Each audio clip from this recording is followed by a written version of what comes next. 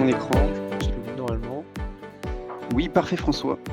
Parfait, merci. Bonjour à tous, du coup, François, je suis formateur sur toute la partie impression 3D et conception aussi sur Fusion 360, un petit peu aussi sur la partie scanner 3D.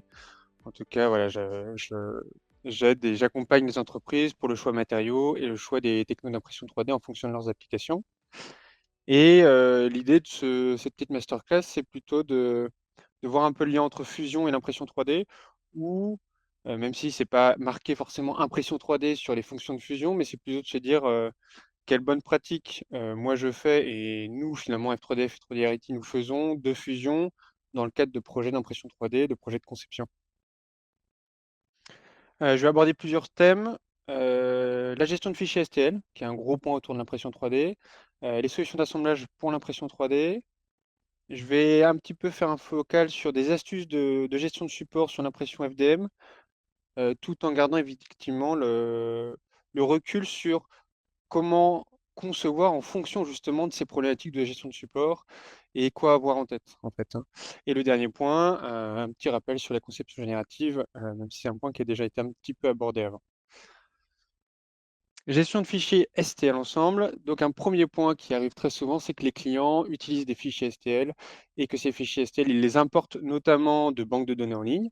Ce qui se passe, c'est que ces banques de données en ligne sont pas forcément de très bonne qualité. On a souvent des fichiers qui peuvent avoir des défauts. Et dans un fichier STL, on a des triangles qui vont manquer potentiellement. Et donc, il y a un logiciel qui peut mal interpréter les frontières de l'objet.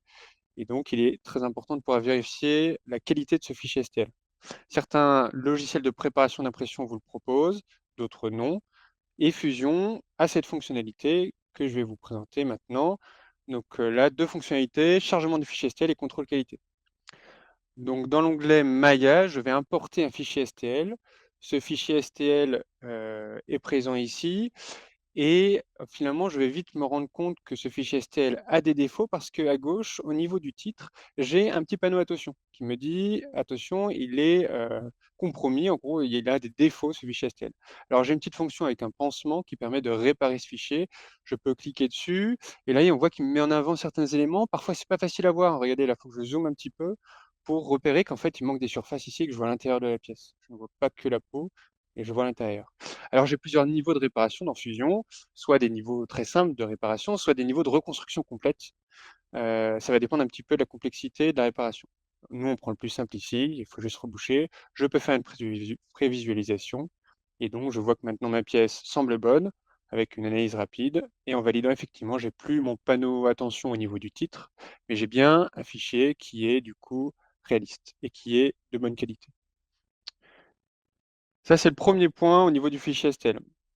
Deuxième point que je veux apporter au niveau des fichiers STL, c'est la possibilité de modifier un fichier STL issu, donc importé dans Fusion, et surtout, si jamais et notamment dans le cas où c'est un fichier STL qui a été conçu dans un autre logiciel, qui a été converti en fichier STL, et qui finalement, nous, on l'importe, et puis en fait, on aimerait bien le reconvertir en solide pour pouvoir le modifier à notre guise, utiliser les surfaces pour faire des esquisses, des enlèvements de matière. Et donc ça, c'est un vrai besoin aussi des utilisateurs. Cette fonction de reconception sera seulement accessible sur la version payante de Fusion et pas sur la version gratuite, mais j'aime vous la présenter ici sur cette application. Donc je pars ici, l'idée c'est d'obtenir un peu ce support de lampe qui actuellement est un fichier solide. Cette lampe est fixée sur le support par l'intermédiaire d'une vis et fixée en fait sur un cadre de vélo. On a un système d'accroche de chaque côté pour fixer cet élément au cadre. Je vais donc importer mon maillage, toujours pareil avec la fonction d'import de maillage, qui va me permettre de chercher un fichier et surtout de l'importer aux bonnes dimensions, car dans le fichier d'import, je peux valider les millimètres notamment.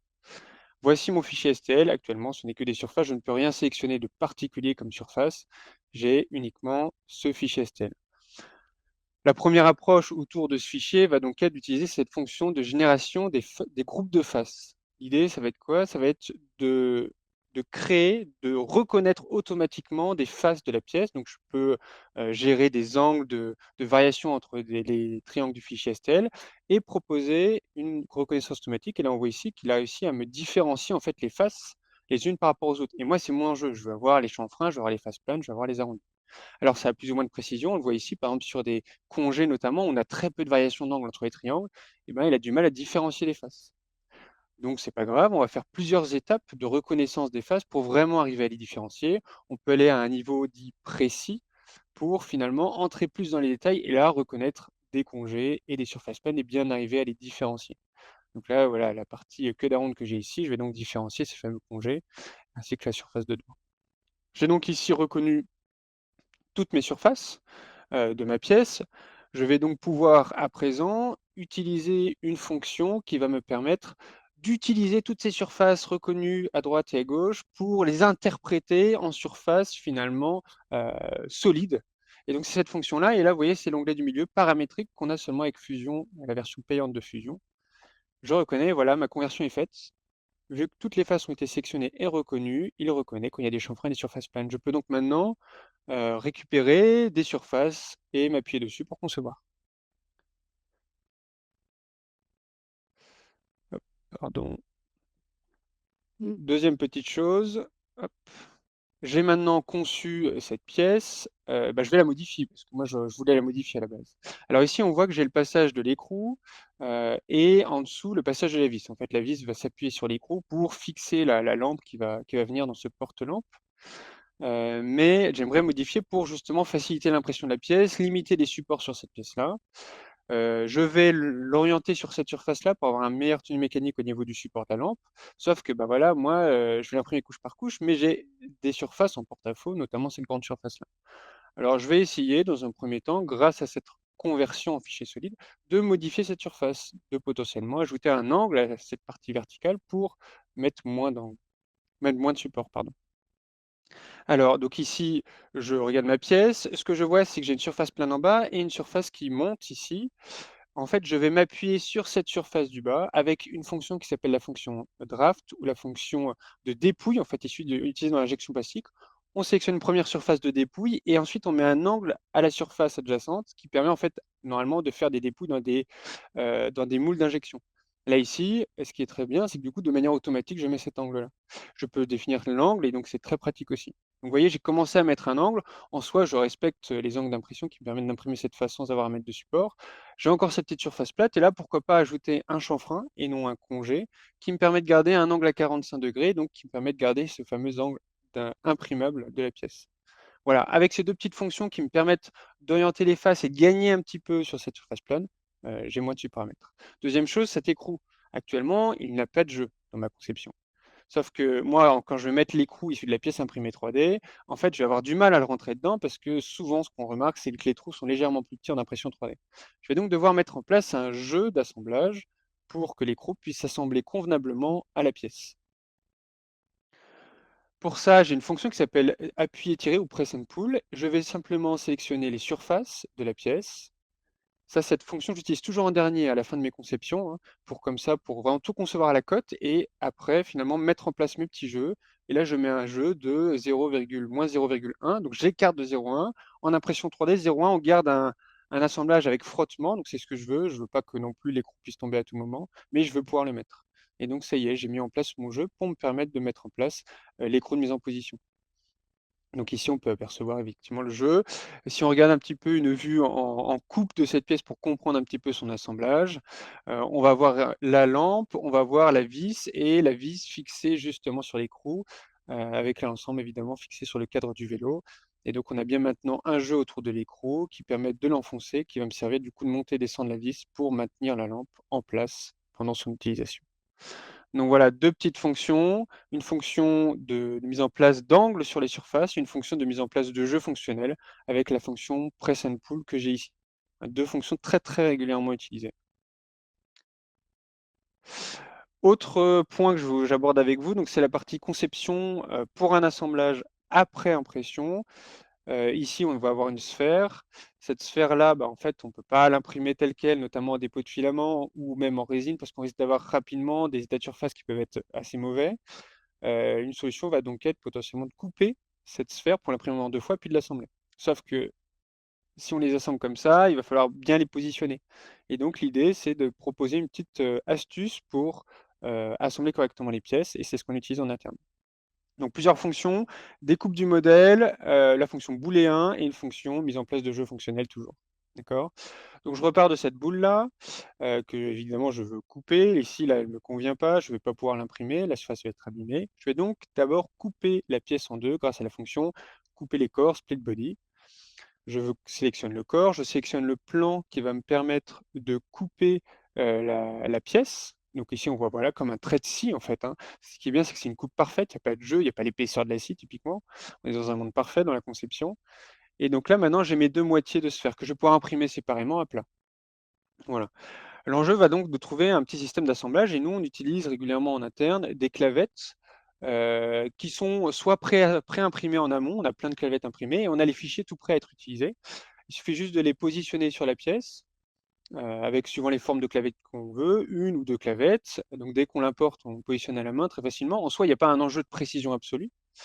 Et ensuite, on va utiliser la fonction justement de combiner. Donc, on utilise la pièce, le rond, et la clavette qui va en fait enlever la matière à ma sphère. Donc, on utilise vraiment la clavette comme outil d'enlèvement de matière en tant que tel. On va bien garder la clavette derrière. Nous, on veut la garder pour potentiellement l'utiliser pour d'autres enlèvements. Et donc là, maintenant, ce que je peux voir, c'est qu'en retirant la clavette, j'ai bien fait l'empreinte de la clavette dans la pièce pour justement pouvoir retirer la pièce. Alors le problème, c'est que j'ai le petit chanfrein de la clavette. Moi, je ne le veux pas dans ce trou-là. Et ben, j'ai une fonction dans Function qui est géniale, c'est la touche supprimer. Je sélectionne les faces, je fais supprimer. Et hop, je simplifie mon modèle. Donc là, c'est une fonction extrêmement pratique. Et pour terminer, je vais mettre en place le jeu d'assemblage de ma clavette dans ma pièce. Ici, je vais faire un décalage un peu plus grand. L'enjeu, c'est de ne pas rentrer en force la clavette, mais juste de la rentrer avec le moins possible de jeu. Et un jeu de 0,2 mm entre deux faces me permet de la rentrer parfaitement sans que celle-ci bouge. Et donc, grâce à ça, je vais pouvoir positionner ma clavette dans ma demi-sphère une fois que celle-ci sera imprimée, assembler l'autre demi-sphère dessus, et puis mettre un trait de colle sur la demi-sphère, assembler la demi-sphère dessus. On peut avoir des clavettes avec des formes pour justement se servir de détrompeur pour l'assemblage de pièces entre elles, pour être sûr de ne pas se tromper de sens. Voilà un petit peu pour cette partie assemblage. Un petit focal sur la partie gestion des supports. Alors là, on va un peu aller dans la partie trancheur, ici dans l'impression 3D, mais en fait, la réflexion, cette connaissance va directement influer sur votre stratégie de conception en amont, en fait. Donc c'est pour ça que je vous donne cette petite subtilité. Euh, Pardon, voilà.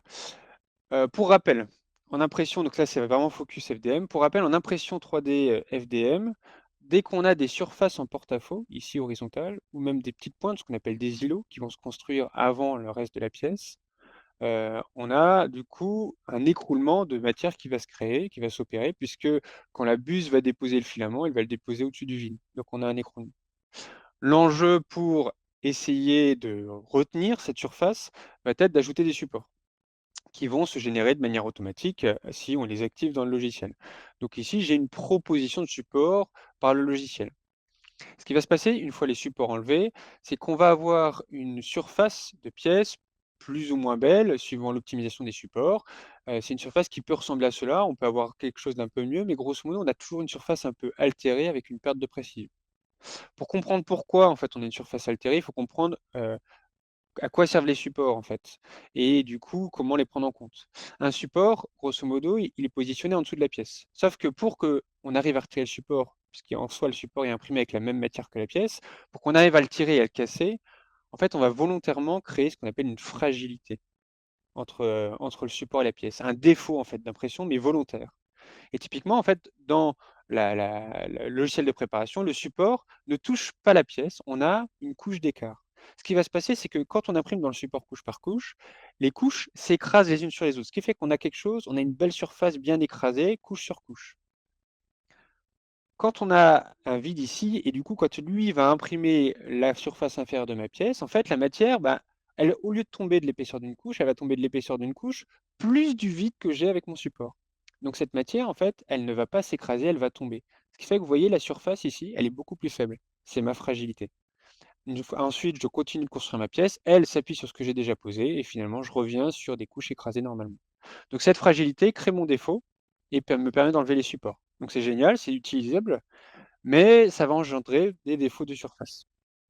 Alors moi, l'enjeu derrière, c'est de me dire, bah ok, très bien, j'ai ça. Si j'ai le choix ou si je le peux, est-ce que j'ai des solutions qui me permettent d'éviter d'avoir ces surfaces-là un peu altérées? Et des solutions de conception, en tout cas de réflexion en amont, OK? La solution 1, on l'a un petit peu abordée dans les vidéos précédentes. J'ai une surface en porte-à-faux, mais j'ai de l'espace en dessous qui n'est pas spécialement fonctionnel. Et ben, en fait, je mets en place un angle.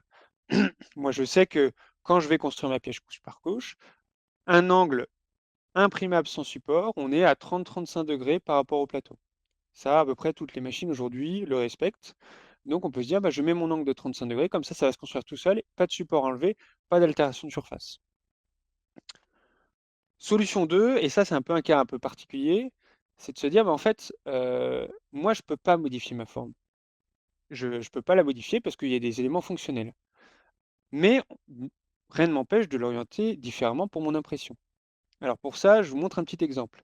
J'ai ici ma petite pièce et je mets en place, j'active mes supports, je découpe ma pièce et j'ai donc mes supports classiques. D'accord? Maintenant, je reviens en arrière, donc je vais construire couche par couche ma pièce, arriver à cette surface, j'ai bien mon support qui est mis en place et ma pièce qui se construit dessus. Je reviens en arrière, cette même pièce, je vais l'orienter avec un angle, mettons, de -35 degrés. On a vu que ça pouvait marcher. Un petit peu en arrière. Même pièce, rien n'est modifié, j'ai juste orienté différemment. Je découpe le plateau, il me fait la simulation de support. Il me propose donc cette simulation-là avec des supports. Moi, mon enjeu, c'est OK, très bien, mais est-ce qu'elle va déjà correctement s'imprimer? Est-ce que les surfaces en contact avec les supports vont pas être altérées? Et ça, c'est la vraie question. Alors, pour répondre à ça, j'ai un petit peu cette réponse-là, et c'est là où ça devient vraiment intéressant. Quand vous avez des pièces complexes, un peu typées injection plastique avec des angles dans tous les sens, n'hésitez pas à les mettre à 45 degrés. Quand vous allez imprimer à 45 ou 35 degrés, les couches vont se superposer les unes sur les autres, ce qui fait qu'elles vont s'appuyer les unes sur les autres. Donc même si on met du support, en fait, les couches entre elles s'appuient les unes sur les autres, mais ne s'appuient pas sur le support. Les couches ne tombent pas. On est uniquement dans une configuration d'écrasement de matière. Ce qui fait qu'en fait, le support ne sert que à maintenir la pièce pour éviter qu'elle bascule, parce qu'en fait, on a toujours des micro-liens qui se créent. Mais en fait, on n'a pas du tout un écroulement de la pièce sur le support. Donc, on garde une excellente état de surface à la fin de l'impression. Donc, dans vos réflexions de conception, vous pouvez vous dire, bah, potentiellement, moi, je pense orienter la pièce à 45, donc je ne vais pas mettre en place les angles d'impression. Voilà un petit peu sur cette partie-là. Donc, c'est une subtilité, mais qui fonctionne très très bien. N'hésitez pas à l'utiliser, surtout avec le support arborescent issu de vos trancheurs. Il fonctionne très très bien. Voilà. Dernier point que je voulais aborder, donc là vraiment 100% lié à la fusion, on l'a un petit peu abordé, on a des outils génératifs qui permettent de créer des formes automatisées. Ici, c'est la modélisation automatique notamment qui est présente dans Fusion, pareil avec la version payante de Fusion. Je reprends mon exemple de lampe avec les surfaces fonctionnelles que j'ai mis en vert ici. Hein, j'ai la fixation de la lampe, j'ai la fixation de l'accroche sur le vélo et j'ai la vis qui va se visser sur la pièce. Voilà. Donc toutes ces surfaces sont en vert. Maintenant, moi, j'aimerais qu'il m'aide à concevoir cette forme-là. Et donc, je vais différencier, je sépare les surfaces fonctionnelles en volumes séparés, complètement séparés. J'aimerais juste avoir à minima ces volumes-là dans ma conception. Par contre, moi, j'aimerais m'inspirer de ce que fait Fusion pour assembler ces différentes parties. Hein, la partie support de lampe, la partie avec le canon. Donc ici, on peut voir un petit peu l'assemblage. On voit qu'on a la structure du vélo et j'utilise ma fonction, du coup, création de modèle automatisé. Alors moi, je vais définir d'abord les surfaces à relier entre elles. Donc je prends les surfaces ici, la surface du bas, et ensuite, je vais pas joindre les deux surfaces entre elles, je vais plutôt les joindre avec la pièce de droite, le support de lampe. Et donc l'idée, c'est de créer de la matière entre les deux. Je sélectionne donc mes surfaces que je veux joindre de l'autre côté. Ça, c'est les surfaces que je veux joindre. La deuxième choix à faire, c'est de définir les objets qu'on veut absolument éviter. Typiquement, je ne veux pas qu'il y ait de la matière qui se crée au niveau de la vis, au niveau de mon cadre, parce que sinon, je ne pourrais pas assembler ma pièce. Et je lui dis, génère ce volume. Crée-moi quelque chose. Donc lui, il va réfléchir et en fait, il va générer quelque chose qui ne s'appuie pas sur les efforts mécaniques, parce que j'en ai pas dit, ni sur le matériau. Il va s'appuyer uniquement sur l'expérience utilisateur, c'est-à-dire de tous les utilisateurs qui utilisent cette fonction-là. Et en gros, il va nous proposer des solutions qui vont nous proposer des formes. En gros, les utilisateurs, en général, ont le choix, choisissent une forme et donc lui, il l'enregistre. Et en fait, il nous propose des choses qui ont été plutôt validées par les utilisateurs de Fusion. Et c'est comme ça qu'on arrive à quelque chose finalement qu'on peut utiliser très facilement avec très peu de calcul, mais qui peut être finalement assez bon puisqu'il s'appuie sur l'expérience utilisateur en fait. des utilisateurs de Fusion. Donc là, moi, je choisis ma forme, je vois un petit peu celle qui m'intéresse. Celle-là est plus intéressante d'un point de vue angle d'impression. Donc, je vois et là, je peux travailler sur la finesse de la forme, un peu plus fin, un peu plus épais, pour qu'il me génère en fonction des efforts que j'estime. Encore une fois, lui ne calcule absolument pas par rapport aux efforts.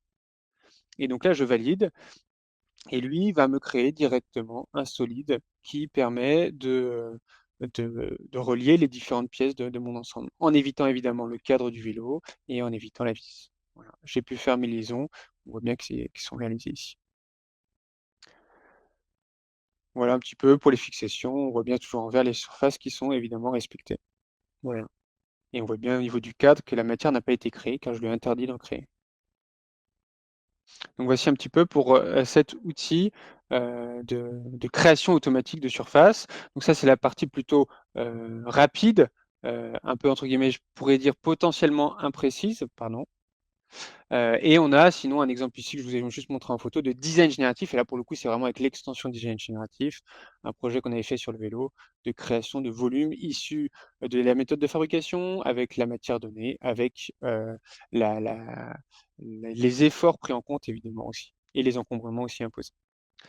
Voilà un petit peu tous les points liés à l'impression 3D et Fusion. J'espère que ça vous a apporté quelques éléments. N'hésitez pas à me poser des petites questions.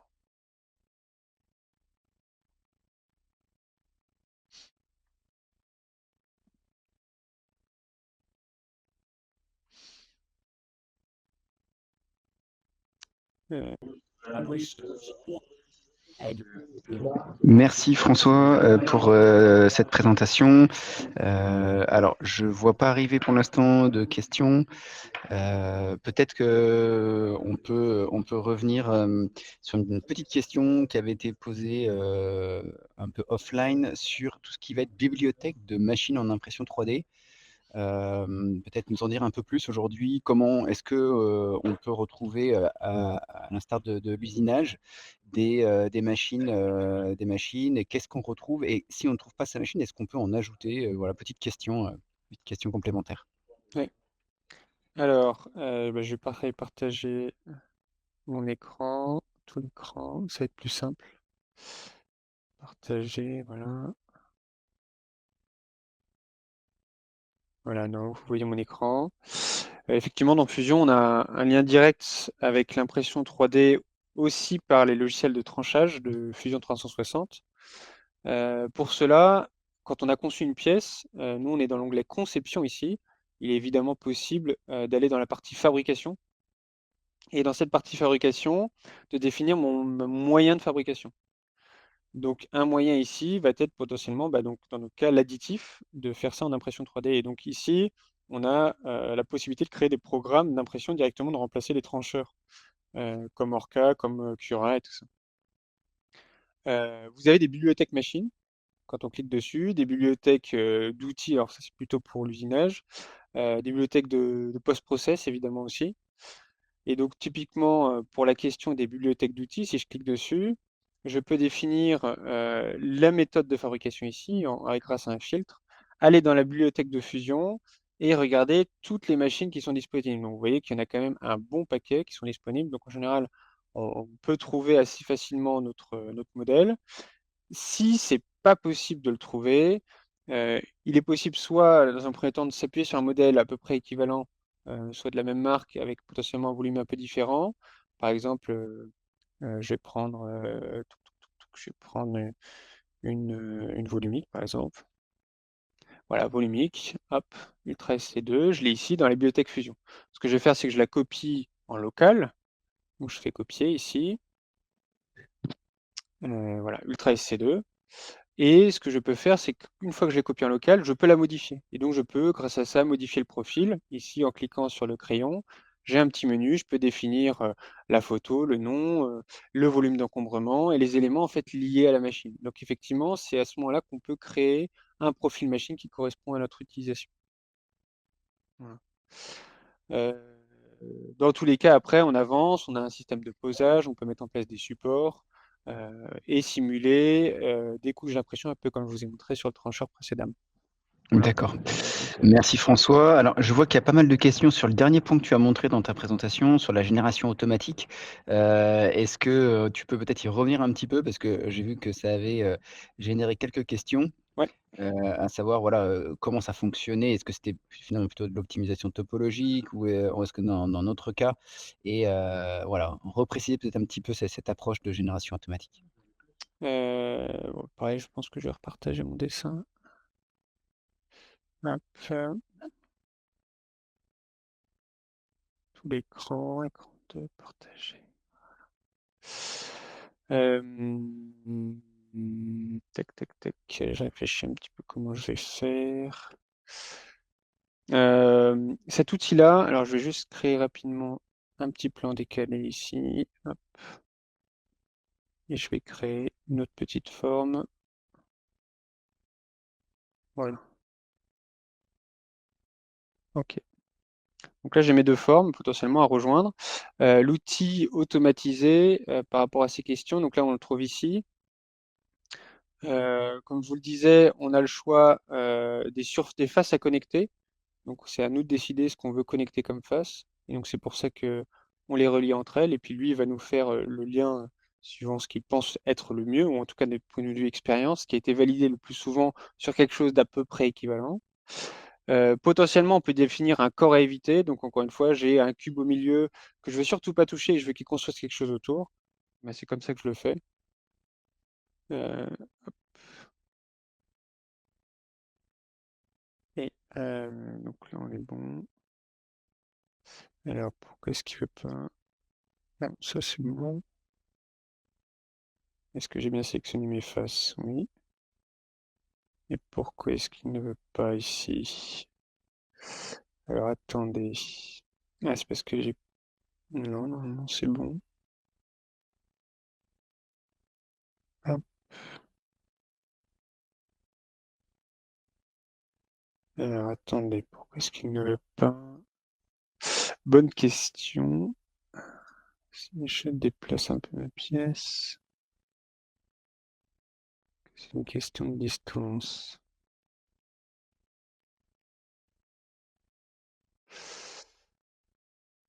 Mhm. Alors, je sais pas pourquoi ici ça fonctionne pas. Tac, ce qu'on va faire de manière plus simple, c'est que je vais vous remontrer la présentation. Hop, sur cette partie-là, comme ça. Je résoudrai ce problème après. Je vous remonte juste simplement la petite vidéo ici. Euh, dans les choix, alors je ne sais pas quelles étaient exactement les questions, mais donc dans les choix, les surfaces avaient été sélectionnées. Et ensuite, on a donc défini par exemple la vis comme objet à éviter. Voilà.